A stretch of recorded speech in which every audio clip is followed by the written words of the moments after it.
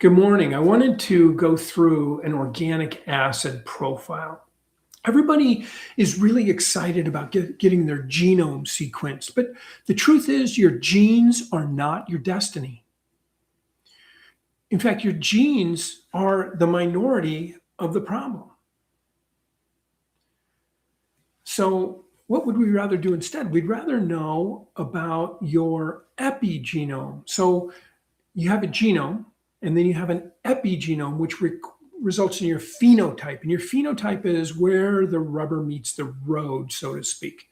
So rather than worrying about what your genes might be doing, let's do a metabolomic test called an organic acid profile to find out what's actually happening in your body right now. Okay? So that's what this is. This is an organic acid profile. This is a sample report.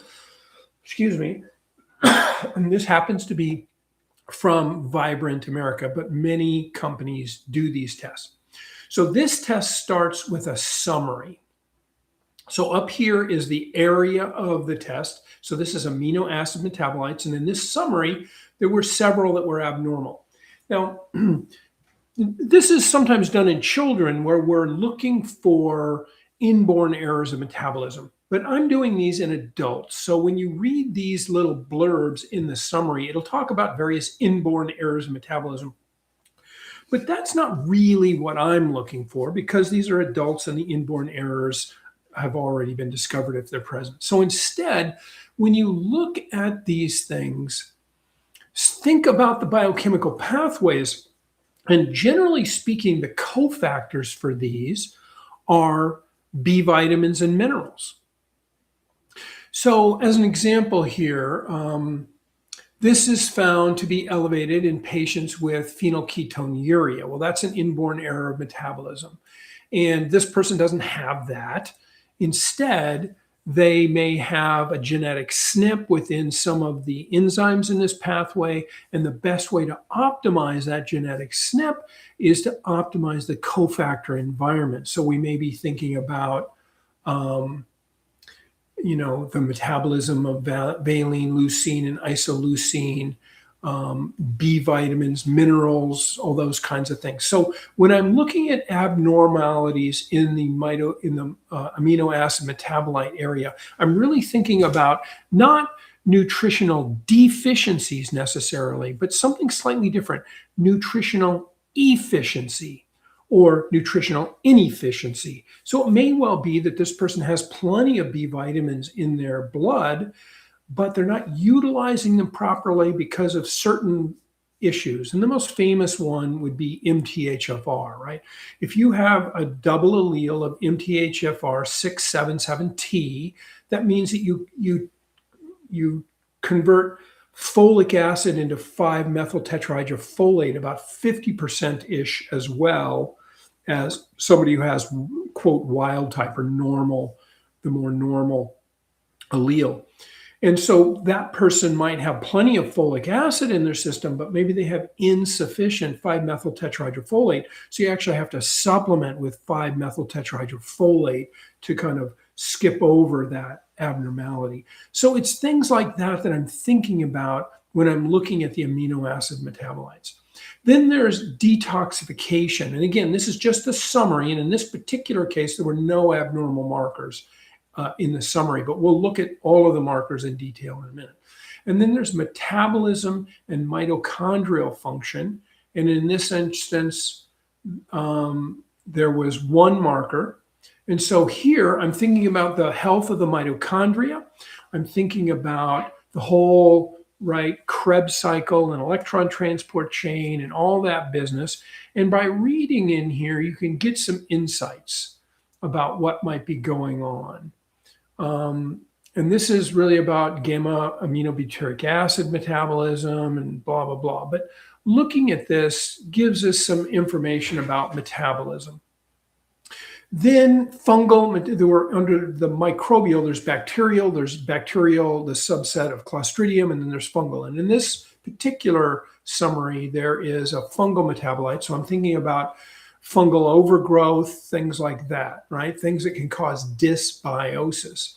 Here, neurotransmitter stress, there's a whole section that we're going to look at, but here in the summary, we see that this ratio is abnormal and this ratio is abnormal. Now, what I know about this, because they're not showing up in the summary, is that HVA is actually normal and DOPAC is normal, but the ratio between them is slightly abnormal. Same thing with quinolinic acid to 5-HIAA. The ratio is slightly low, meaning that quinolinic acid is slightly low. And in this case, that means probably a low brain inflammatory state. If quinolinic acid ratio is high, it would suggest a higher brain inflammation state. And then the nutritional and oxalate area, there were no abnormal markers, again, just on the summary. And then the creatinine, urine creatinine, which is really a marker of concentration.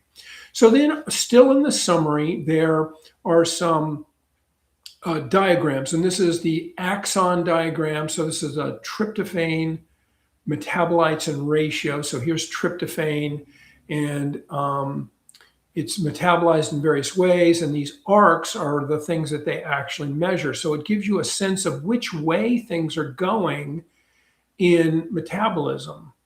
So in this particular ratio of the, which we already saw, the quinolinic acid right here and the 5-HIAA right here was low. So it gives us a sense that everything was normal, but the ratio was slightly off. And frankly, when just the ratio is abnormal, I don't spend a lot of time worrying about that, but I do take note of it, especially if in that case it were high and there was a lot of excess quinolinic acid as compared to 5-HIAA, because that would be a pro-inflammatory state in the central nervous system potentially. And then the catecholamine ratio, so tyrosine going to L-DOPA, going to dopamine, and then branching over here to norepinephrine and epinephrine, and so on. So, and then the ratios. Still in the summary, this is the Krebs cycle. We all love that from high school biology, right? Where proteins, carbohydrates, and fats are metabolized in various ways to become acetyl-CoA. Acetyl-CoA enters the Krebs cycle or the citric acid cycle by combining to oxaloacetate, becoming citric acid, cisaconate, isocitrate, alpha-ketoglutarate, succinate, blah, blah, blah, all the way around. Now, in this diagram, it shows you that, as an example, let's just pretend for a moment that this is high. Alpha-ketoglutarate is high, and let's say that succinate is normal and isocitrate is normal. Well, if this is high, it might suggest that there's a blockage right here, and that blockage could be because of insufficient B1, B2, B3, or magnesium, or the blockage could be from too much mercury, arsenic, or antimony. That's what these three things are. So if there's too little of this or too much of these, that could suggest a problem getting this direction. The other thing is that certain fungi and yeast use beta ketoglutarate acid in their metabolism, and beta ketoglutarate acid gums up this enzyme. And so if this were high and this were normal, that would indicate maybe there's yeast. If B vitamins appear normal and minerals appear normal and there don't appear to be any heavy metals, it could suggest yeast. So that's a little tip for that particular part of the Krebs cycle. But the bottom line is what you want here is to be dropping out these high energy intermediates, entering the electron transport chain and creating ATP, the currency of energy in the body, right? And if this isn't happening efficiently, then functionally you've got a 100-watt light bulb, you're trying to work on 60 watts. The whole system just dims down if you have trouble in the mitochondria. Okay, so that was the summary. Now this is all of the analytes in the organic acid profile. So these are the amino acid metabolites, and you can see that they do a bunch of them. And 3 of them were abnormal that we saw up in the summary. And so again, when I'm looking at this, I'm thinking about nutritional inefficiency more than I'm really thinking about inborn errors of metabolism or anything like that. That's probably the difference in the way I think about it. Now, a pro tip, maybe it's not a pro tip, but a tip nonetheless, is you can take these abnormalities, especially the whole part up here where they give you this. You can like take a snip of this, throw it into Chat GPT and ask specifically about what B vitamins, what minerals are specific cofactors in this pathway that could result in this being elevated in the absence of the inborn error of metabolism. And it will spit out some things that can be helpful. Now, I would check that because Chat is really good at hallucinating. So it may not be true, but it's a first approximation that you can then double check to see if it appears that it could actually be true. So think about that as a shortcut. And then detoxification and oxidative stress. Ammonia, a metabolite of ammonia is uric acid. And if uric acid is elevated, it suggests a problem with detoxifying excess ammonia. And ammonia, of course, is a byproduct of the breakdown and elimination of amino acids, right? But also, ammonia excess is a marker of methylation problems or B vitamins, certain B vitamins, right? B6, B12, folic acid, betaine, those kinds of things. It tells us about glutathione. These are metabolites of glutathione. If these are elevated, it suggests that there's stress on the glutathione pathways. And glutathione, of course, being the most important endogenous antioxidant that the body makes. It's important for detoxification, oxidative stress management, and many other things. And then 2-hydroxybutyric acid is a oxidative stress marker. Mandelic acid is sort of a general marker for toxicity. So this doesn't tell you specifically which toxin, but if you have a lot of oxidative stress, if you have this marker elevated, you're starting to wonder, does this person have toxicity, and should I investigate that more thoroughly with like a total toxic burden or something like that?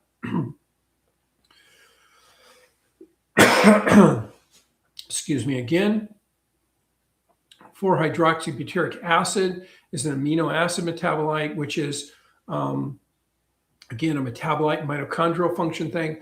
Fat and ketone metabolites, if these were elevated, they might be on a ketogenic diet, or it might suggest a problem with fatty acid metabolism. Glycolysis, right? That's the first part of making ATP out of carbohydrates. So glycolysis, if these are abnormal, there might be an issue with the B vitamins or minerals in that pathway. Then the Krebs cycle intermediates, that's where we talked about these various, like the step between alpha-ketoglutarate and succinic acid. But any of these, again, if you go back to that Krebs cycle or citric acid cycle diagram, it tells you which B vitamins and which toxins may be causing a bottleneck. More mitochondrial markers, and if these are abnormal, we're thinking about, again, mitochondrial dysfunction and resuscitating their mitochondria with things like coenzyme Q10 and lipoic acid and PQQ and phytonutrients, antioxidants, things like that. Microbial metabolites, so bacterial microbial metabolites. If these are abnormal, even if they're low or if they're high, it suggests dysbiosis. Same with these clostridial findings. If it's low or if it's high, it suggests dysbiosis. Same with the fungal findings. So we have what appears to be some significant yeast overgrowth in the gut in this instance, probably in the gut. Neurotransmitters. Remember earlier I said that I knew that DOPCA was normal because it wasn't in the summary. Well, here it is normal. Here's the HVA. So this ratio of DOPAC and VMA, or HVA, with which both of them being normal, it's somewhat elevated. And same with this one, right? I mentioned that I knew that this was normal. It is. And I knew that this was normal because neither of them were in the summary. But the ratio is abnormal. I don't worry so much about the ratios when the actual components of the ratio are normal. Having said that, it is worth thinking about this one in particular if it's high, particularly if it's very high, because even if these are liminally in the normal range and the ratio is very high, it may suggest excess inflammation in the gut. Nutritional markers. These are all like methylmalonic acid here. If that's elevated, it would suggest, sorry, that's not methylmalonic acid.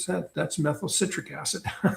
It's a marker for biotin. This is methylmalonic acid, and that's a marker for B12 efficiency. This is a marker for B2 efficiency. This is a marker for B6 efficiency. So if these are elevated, well, citric acid is citric acid. So if that's elevated, it means you got a lot of citric acid. If it's low, it means you don't have much. But these others, they're sort of opposite. So if methylmalonic acid is high, it means your B12 is low. Oxalates. Oxalates are commonly known to be like in kidney stones and in certain liver stones and gallbladder stones, things like that.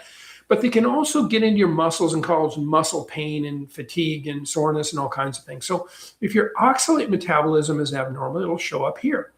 And you can look up what oxalates can do in the body. It's very simple. But if you look at that, then you start to think about, okay, this is abnormal.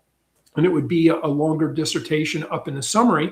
Again, you would take a snip of that, you would throw it into chat, and then you would verify if what chat is telling you is true about the B vitamins and minerals and so on utilized to optimize that pathway. Nutrition and oxalates. And I'm saying it that way, by the way, because that's how you learn, right? You're probably not going to memorize a textbook of biochemistry. You're going to learn by learning what your patient needs. And a quick way to do that is to throw it into chat. But then you have to verify what chat says, because again, chat is really good at hallucinating and just making stuff up.